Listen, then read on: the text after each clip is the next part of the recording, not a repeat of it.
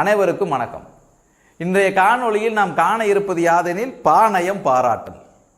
பா என்றால் பாட்டு என்பது, நயம் என்றால் அழகுபட கூறுதல். ஒரு தரப்பட்ட ஒரு பாடலில் உள்ள நயங்களை, அதாவது அந்த பாடல் இருக்கக்கூடிய அந்த அழகு இருக்கு, வர்ணிச்சிருப்பாங்க இல்லையா புலவர், அதை எப்படி வர்ணிச்சிருக்காங்க, அந்த பாடலுடைய தரம் என்ன, அந்த பாடலுடைய சிறப்பு என்ன, அதில் வந்து கூட எதுகை என்ன, மோனை என்ன, இதை பற்றி எல்லாம் நம்ம வர்ணிச்சு எழுதணும். இப்போ நம்ம ஒரு பாட்டு, சினிமாவில் ஒரு பாட்டு கேட்குறோம்னா அந்த பாட்டில் இருக்கக்கூடிய அந்த வரிகளை கேட்டுட்டு ஒரு புலவர் எப்படி எழுதியிருக்க மாதிரி அந்த பாட்டு எப்படி இருக்குது பார்த்தே நம்ம ஒன்றுக்கு ஒன்று உரையாடி கொள்ள முடியாது. அந்த உரையாடலை போலவே நீங்கள் உங்கள் மனதோடு உரையாடி எழுதுவது தான் பாநயம் பாராட்டல். அப்போ ஒரு பாட்டு கொடுத்துட்டாங்கன்னா அந்த பாட்டுக்கு எப்படி கொடுத்துருப்பாங்க, அந்த புலவர்களுடைய ஒரு பாட்டு கொடுத்து, அந்த புலவர்கள் யார் யார் இருப்பாங்க, அதிகபட்சமாக போச்சுன்னா பாரதியாரோ பாரதிதாசனோ அல்லது பார்த்தீங்கன்னா நாமக்கல் கவிஞர் புலவர் குழந்தை இவங்களுடைய பாடல்களை கொடுத்துருப்பாங்க. நம்ம அறிந்த புலவர்களை மட்டும்தான் நம்ம கொடுத்துருப்பாங்க.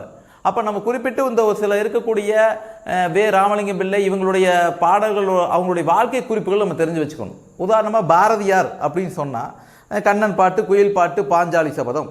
பாரதிதாசன் அப்படின்னு சொன்னால் அழகின் சிரிப்பு, குறிஞ்சி திட்டு, அதுக்கப்புறம் பார்த்தீங்கன்னா அந்த பாண்டியன் பரிசு, அந்த பிசிராந்தையார் அப்படிங்கிற நாடகம் வந்து பார்த்தீங்கன்னா சாகித்ய அகாதமி வாங்கினது. இதெல்லாம் கொஞ்சம் கொஞ்சம் தெரிஞ்சு வச்சுக்கணும். இப்போ இதெல்லாம் தெரிஞ்சு வச்சு அதை நம்ம அந்த விவரத்தை காட்டினோம்னா திருத்தும் பொழுது ஆசிரியருக்கு அது கண்ணில் படும் பொழுது பரவாயில்ல நல்லா படிச்சிருக்காங்க அப்படின்னு சொல்லி மார்க் போட்டுருவாங்க. அப்போது இந்த முதல் இடத்துல முன்னுரை அப்படின்னு போட்டுட்டு தான் அடுத்து ஆசிரியர் குறிப்பு போடணும். முன்னுரைக்கு ஆசிரியர் குறிப்பு வேறு, அது ரெண்டையும் ஒன்றா போடக்கூடாது. முன்னுரையில் என்ன பண்ணுறோம், பா என்றால் பாட்டு, நயம் என்றால் அழகுபட கூறுதல் அப்படின்னு அதோட விளக்கத்தை எழுதிட்டு அடுத்து நீங்கள் ஆசிரியர் குறிப்பு தொடங்க. இது கொஞ்சம் முறையாக பின்பற்றுனா நல்லாயிருக்கும். அதுக்கடுத்து நம்ம ரொம்ப முக்கியமானது என்ன, இன்னுமே எதுகைன்னா என்ன, மோனைன்னா என்ன பல பேருக்கு தெரியறதில்லை. எதுகை அப்படின்னு என்னது, ஒரு சீரில் இல்லை ஒரு அடியில் பார்த்தீங்கன்னா அந்த சொல்லு கொடுத்துருப்பாங்க, 2-3 சொற்களை போட்டு அந்த போட்டிருப்பாங்க. அதான் சீர் அப்படின்னா 1 2 3 4 வரைக்கும் அது சீர், அடின்னா கீழே கீழே வரது. இப்போ அந்த சீரில் முதல்ல இது பார்த்தே நம்ம கை வச்சுக்கிறோம், ரொம்ப சாதாரண தான். 2வது எழுத்துலாம் பார்க்குறோம், 2வது எழுத்துல ஒரே மாதிரி வந்ததுன்னா போதும், அதுதான் எதுகை.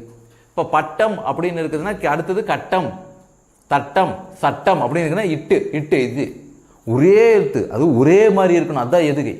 ஏன் அப்படி சொல்லணும்னா மோனைக்கு அப்படி கிடையாது. மோனைன்னு என்னது, முதல் எழுத்து நம்ம பார்க்குறோம், முதல் எழுத்துல ஒரே மாதிரி இருக்கும் அப்படின்னு நம்ம எதிர்பார்க்க முடியாது. இப்போ பட்டம்னு இருக்குது, ஒரு இதில் பாடம்னு இருக்குது. அப்போ இது பானா இது பாவன்னா நெடில், இது வேற வேற அப்படின்னு நினச்சக்கூடாது. இதில் முதல் எழுத்து என்ன நம்ம ஆய்ந்து பார்த்தோம்னா என்ன தெரியும் தெரியுங்களா, இப்பு, இப்பு கூட்டல் ஆதானப்பா, அடுத்துல பாருங்க இப்பு கூட்டல் ஆதானப்பா.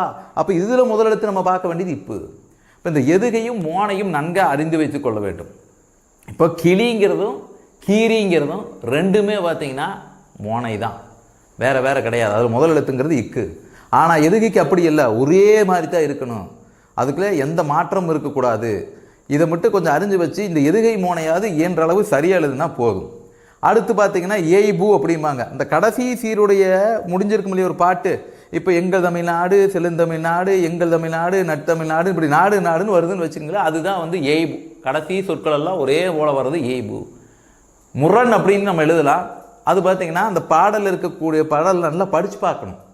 இரவும் பகலும் வந்ததாம் அப்படின்னு, மேடும் பள்ளம் நிறைந்தது வாழ்வாம், இப்படியெல்லாம் வருது. நீரும் நெருப்பும் சேர்ந்தாற் போல இப்படிலாம் வரும்பொழுது பார்த்தீங்கன்னா அந்த எதிர் சொற்கள் வரும், நீரும் நெருப்பும் இரவும் பகலும் இப்படி வரும்பொழுது பார்த்தீங்கன்னா எதிரெதிரான சொற்கள் வருது, இதுதான் முரண் என்று சொல்லுவார்கள்.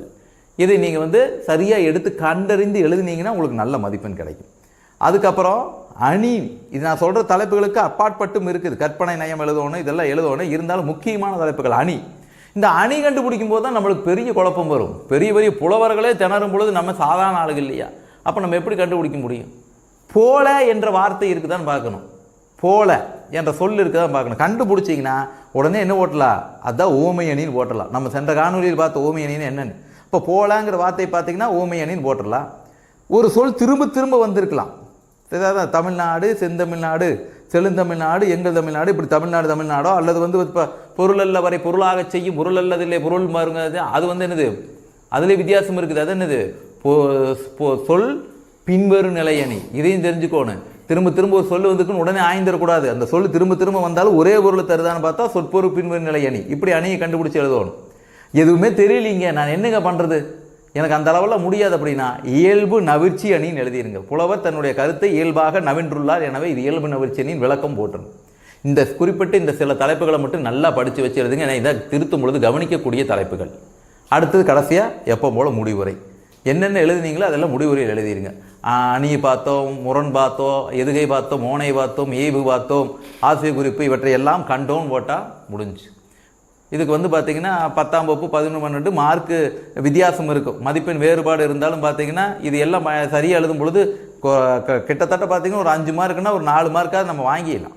அப்போது இதெல்லாம் எளிமையாக, அதாவது நம்மளே மனனம் செய்து எழுத வேண்டியதில்லை, எளிமையாக மதிப்பெண் எடுக்கக்கூடிய வினா. இந்த வினாக்களை எல்லாம் தேர்ந்தெடுத்து எழுதுங்க, சிறந்த மதிப்பெண் பெறுங்கள். நன்றி, வணக்கம்.